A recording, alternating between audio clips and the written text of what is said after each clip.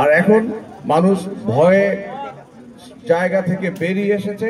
এখন মানুষ প্রাণ ভরে নিঃশ্বাস নিচ্ছে, কথা বলতে পারছে, রাজনীতিবিদদের সঙ্গে মিশতে পারছে, আমাদের সঙ্গে এসে কথা বলছে এবং আমাদেরকে পরামর্শ দিচ্ছে এবং তাদের সুবিধা অসুবিধা আমাদের সঙ্গে শেয়ার করছে।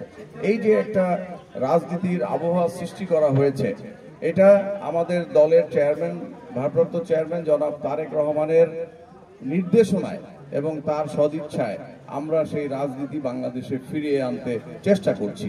আমরা প্রতিষ্ঠা বার্ষিকী উপলক্ষে শুধুমাত্র বড় বিশাল রাস্তা বন্ধ করে, বড় বিশাল জনসভা কিংবা র্যালি করে আমরা আমাদের প্রতিষ্ঠা বার্ষিকী পালন করি নাই।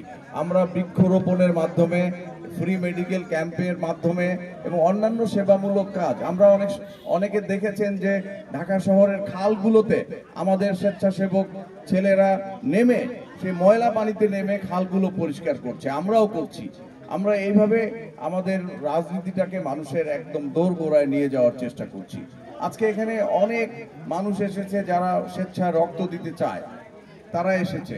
এখানে অনেক মানুষ এসেছে, বয়স্ক লোকদের দেখলাম, একজন ৭৬ বছর বয়স্ক একজনকে আমি তার সঙ্গে কথা বললাম, তিনি এসেছেন অত্যন্ত খুশি মনে।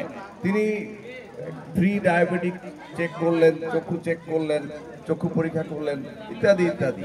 অর্থাৎ একটা মানুষের মধ্যে ব্যাপক উৎসাহ আমরা লক্ষ্য করলাম। আমরা এই রাজনীতিটাই করতে চাই। এখানে আমাদের দলীয় নেতাকর্মী যারা রয়েছে তাদেরকে প্রথমত ধন্যবাদ জানাই যে সিদ্ধিরগঞ্জে তারা একটি এই ধরনের ভিন্নধর্মী রাজনৈতিক কর্মসূচি আয়োজন করেছে। আমার ওয়ার্ড, আমার নিজের ওয়ার্ড, ৩ নম্বর ওয়ার্ড, এখানে আমাদের জেলা বিএনপির সদস্য রিয়াজুল ইসলাম রয়েছে। রিয়াজুল ইসলামের সার্বিক তত্ত্বাবধানে আজকে এই ৩ নম্বর ওয়ার্ড বিএনপি বা অঙ্গ সংগঠনের আমাদের ছেলেরা এই কর্মসূচি আয়োজন করেছে। আমি তাদেরকে নারায়ণগঞ্জ জেলা বিএনপির পক্ষ থেকে ধন্যবাদ জানাই। আমি আশা করব যে এই ধরনের কর্মসূচি চলমান থাকবে, অন্যান্য ওয়ার্ডেও এগুলো চলমান থাকবে। তাহলে কি হবে, আগামী দিনে আমরা মানুষের কাছে গিয়ে ভোট চাইতে পারবো যে আমরা তো আপনাদের সেবা করব। আমরা এই যে স্বাস্থ্য সেবা বাংলাদেশে আজকে এই যে ৫৩-৫৪ বছরের বেশি হয়ে গেছে, দেশ স্বাধীন হয়েছে, কিন্তু এখনো মানুষ কিন্তু একটা প্রাথমিক চিকিৎসা সেবা থেকে বঞ্চিত হচ্ছে।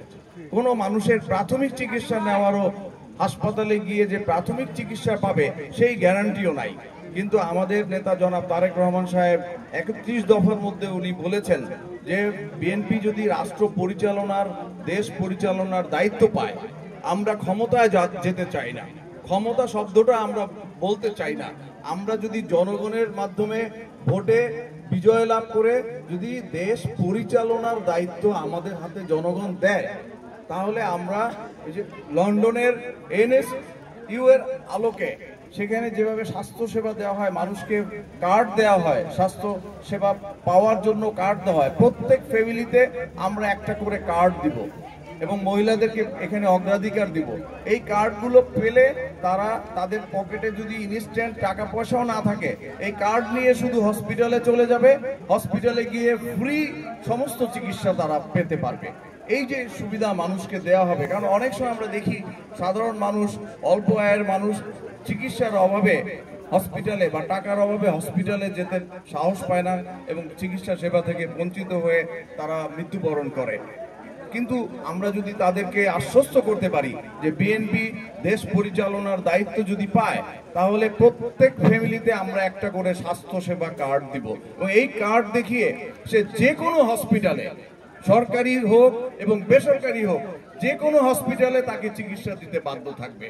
সুতরাং স্বাস্থ্য সেবাকে একদম জনগণের দোরগোড়ায়, গ্রামগঞ্জের মানুষ পর্যন্ত যেন স্বাস্থ্য সেবা নিশ্চিত করা যায়, সেই আলোকে বাংলাদেশ জাতীয়তাবাদী দল আগামী দিনে রাষ্ট্র পরিচালনার দায়িত্বে গেলে সেটা নিশ্চিত করবে।